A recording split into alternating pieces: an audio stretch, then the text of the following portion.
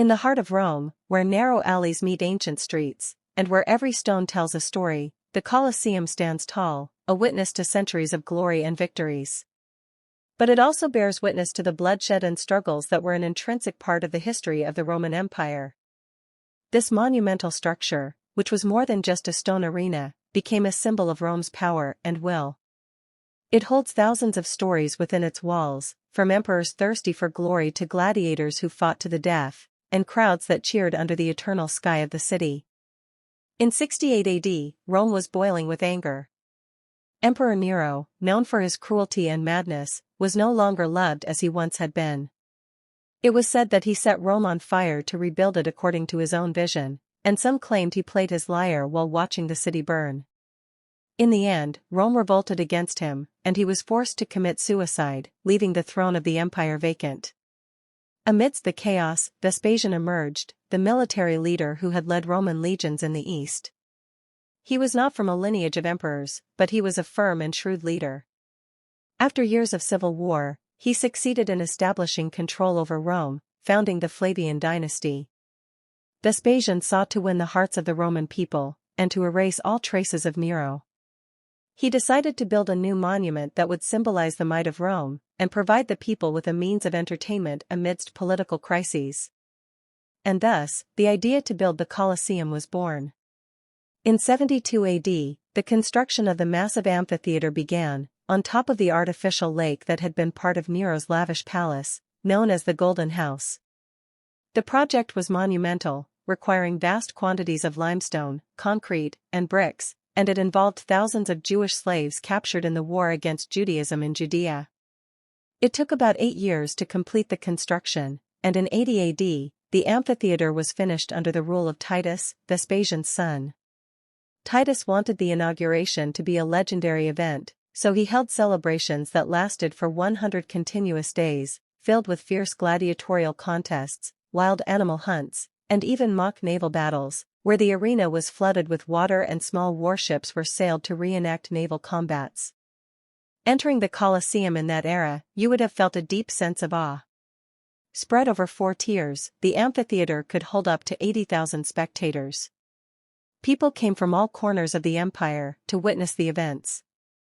On the day of the show, the crowds would start arriving at dawn, and the day would begin with wild animal displays. Lions, leopards, and bears were released into the arena to fight trained men or even criminals sentenced to death.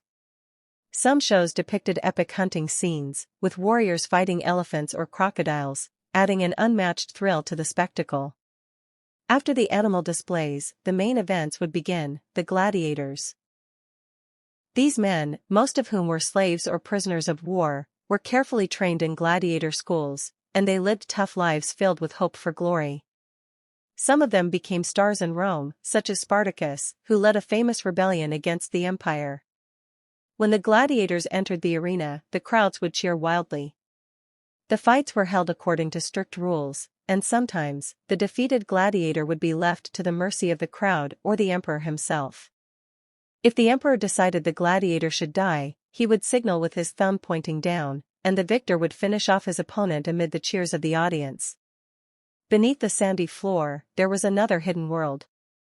A network of tunnels and passages extended under the Colosseum, known as the Hypogeum. Here, the wild beasts were kept in cages, and they were lifted to the arena through amazing hydraulic platforms, suddenly appearing to surprise both the fighters and the spectators alike. Here too, the gladiators waited for their turn, some trembling in fear, others eagerly anticipating the battle. The place was filled with the sounds of swords being sharpened, whispered final prayers, and soldiers giving final instructions to the combatants. The Colosseum witnessed hundreds of grand events, but there were unforgettable moments. In 107 AD, Emperor Trajan held massive celebrations that lasted for 123 days, during which more than 10,000 gladiators and thousands of animals were killed. During the reign of Commodus, the emperor who was famous for his madness, he would enter the arena himself to fight the gladiators, but he always ensured his victory, which made the events less exciting. In 404 AD, the last gladiator battle was recorded, as Roman society began to reject these bloody practices, and Emperor Honorius decided to ban them. With the fall of the Western Roman Empire in the 5th century, the Colosseum began to lose its luster. It suffered from several earthquakes that damaged parts of it, and at times, it was converted into a storage facility, with its stones used to build other buildings in the city. Despite these challenges, the Colosseum remained a symbol of Rome's power and civilization, and it still stands as a witness to its glorious past. If you found this story captivating, don't forget to subscribe to the channel for more fascinating historical journeys and stories.